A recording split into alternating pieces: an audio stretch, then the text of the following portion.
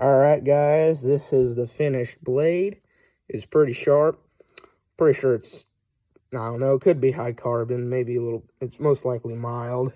Threw a lot of sparks before I quenched it, but afterwards it didn't. And yeah, first knife made, and it does, the tang is a little bit shorter than the actual handle. It's because we didn't have quite a bit of metal, but it ain't bad for a first knife. Anyways, God bless and see you later.